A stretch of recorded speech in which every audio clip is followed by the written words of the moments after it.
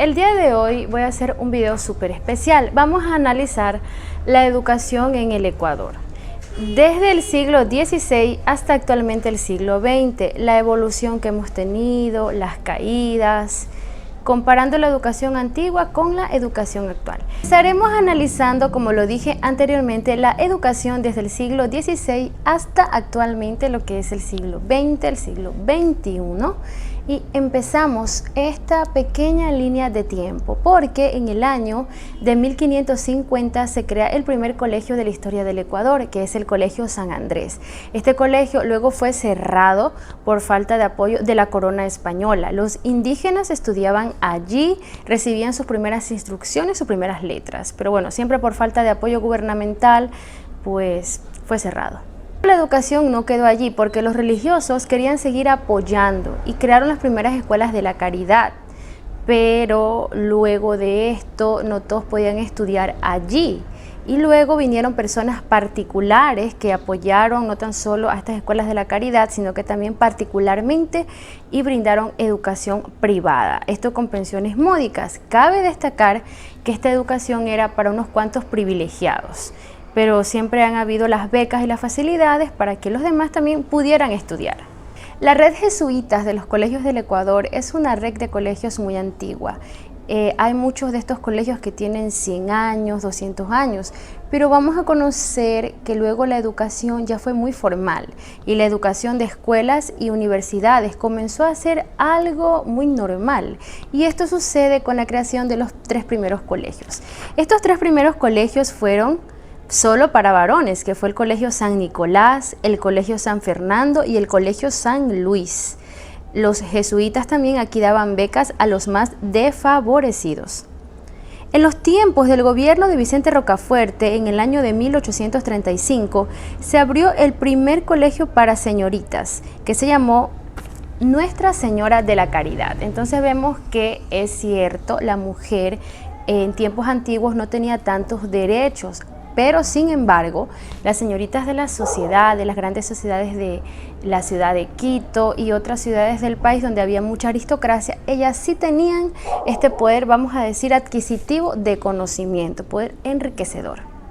Pero vino un nuevo hito a la educación del Ecuador y es que la educación ya no solamente fue exclusiva solo para varones o solo para mujeres, porque en el gobierno de Gabriel García Moreno, él incorpora lo que se llama la educación mixta, establecimientos educativos para varones, pero también para mujeres. En 1871 se dispuso que la educación primaria fuese gratuita y obligatoria en todo el país, y aquí viene la creación de normales para formar maestros indígenas. Asimismo también se crea la Escuela Politécnica del Litoral, la Escuela de Bellas Artes, conservatorios de música, y se crearon las universidades de Guayaquil y Cuenca.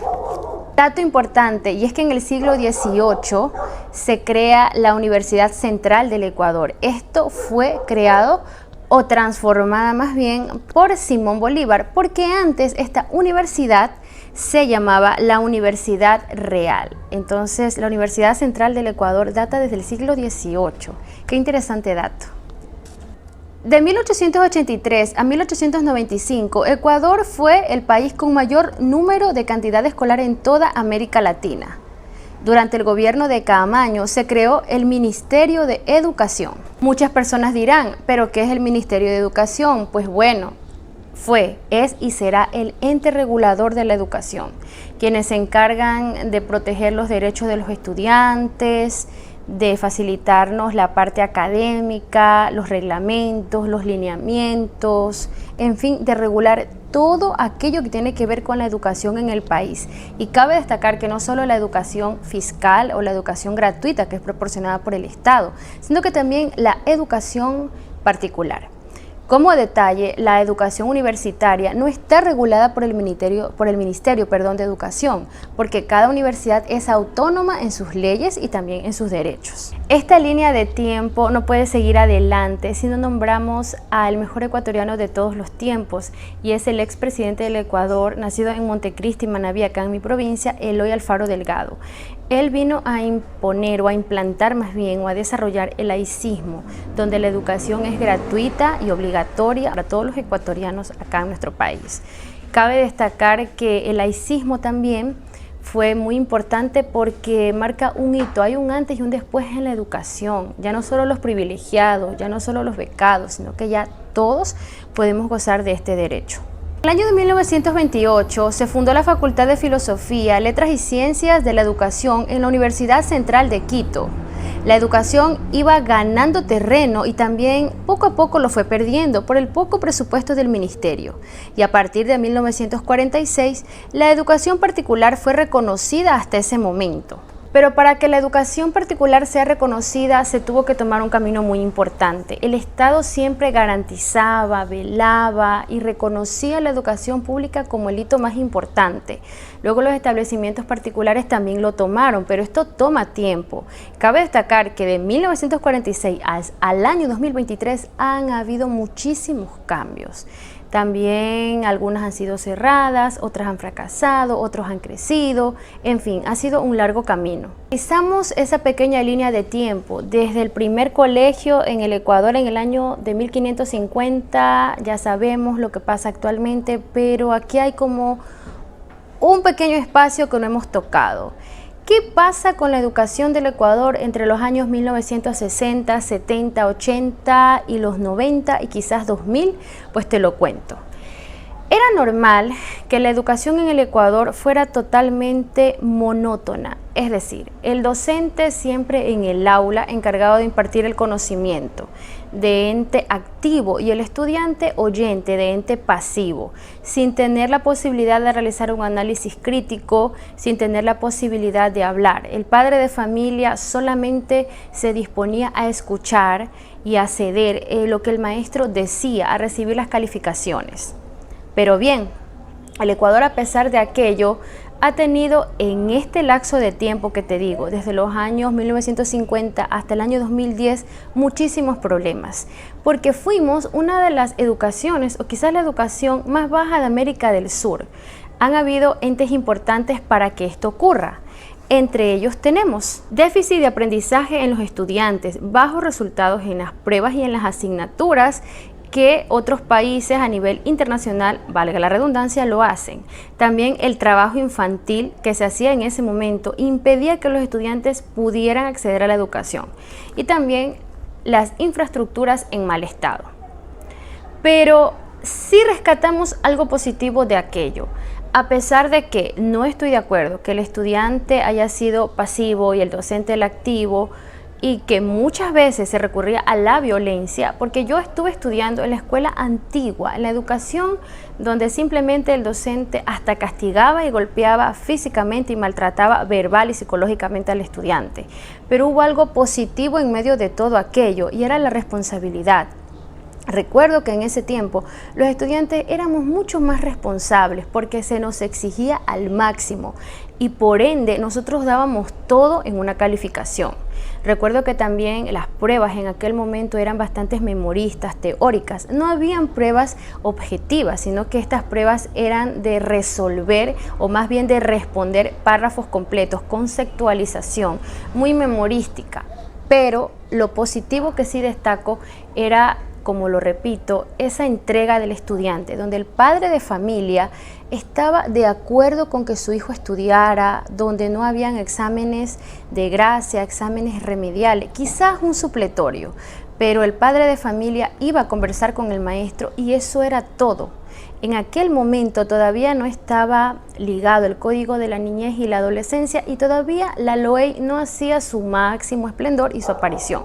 Entonces, esa era la escuela tradicional, memorista, docente activo, estudiante pasivo, no había investigación, no había crítica. Pero, ¿qué sucede desde el año 2010 hasta el 2023? Esto es lo que sucede. Crea la LOEY, que es la Ley Orgánica de la Educación Intercultural Bilingüe. Esta se encarga de velar por los derechos de la educación y orientar el marco del buen vivir, los derechos obligatorios de los estudiantes y también el financiamiento de la educación. Este conjunto legal está conformado por o parte desde la nueva Constitución de la República, aprobada en el año 2008. Cabe destacar que la LOEY entra en vigor el 31 de marzo del año 2011. Bien, del año 2010 al año 2023 tenemos muchísimos cambios que yo como maestra los estoy viviendo y que en su momento como estudiante también los pude vivir. La educación actual es investigativa. El docente me gusta, me encanta, porque el papel de él simplemente es de ser un guía o facilitador y se encarga de construir el conocimiento junto al estudiante, llevarlo de la mano a que él construya, a que sea crítico, a que sea científico. Sí, Ecuador ha tomado este modelo, este paradigma educativo de varios continentes como el europeo, pero aún falta más. ¿Por qué? Considero, y como crítica personal, que la educación sí debe ser crítica, debe ser reflexiva, debe ser científica, debe ser práctica, pero también necesitamos más responsabilidad. Muchas veces en el Ecuador la educación no se lleva de esta manera y al estudiante, lamentablemente, y aunque a veces no lo merezca, por evitarnos tantos procesos, tantas cosas, debemos de ubicar la mínima nota, que es el 7. Poder ubicar una nota inferior al 7, como lo digo, debes llevar procesos. Llamar al padre de familia, realizar las planificaciones, dar los refuerzos. Y a veces esto no alcanza en todo el tiempo. Entonces, ¿qué obligaciones se le está dando al estudiante? ¿Qué facilidades se le están dando de más? Ahí viene la pregunta. Entonces, estamos en una educación actual donde sí, lo positivo es que el estudiante critica, es científico, es práctico, pero gracias a la LOEY y a muchos de sus artículos y al Código de la Niñez y Adolescencia, al estudiante se le dan demasiadas facilidades. Otro detalle es que el Ecuador noto que está implementando un paradigma cada año.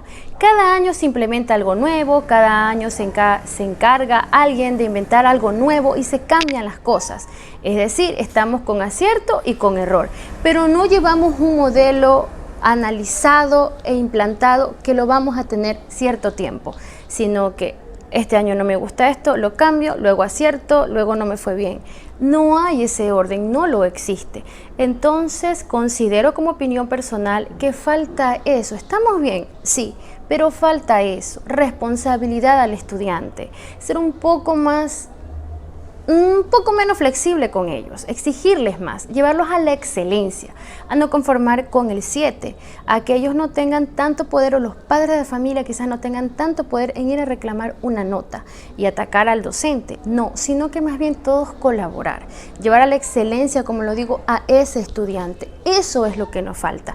Eso sí, siempre protegiendo los derechos de ellos, la educación gratuita, sabiendo que son estudiantes que deben tener calidad, calidez, y lo positivo de nuestra educación es que se da la alimentación escolar, porque muchas veces los estudiantes vienen de casa sin su desayuno, muchas veces tampoco tienen para almorzar y viene la deserción escolar, la desconcentración.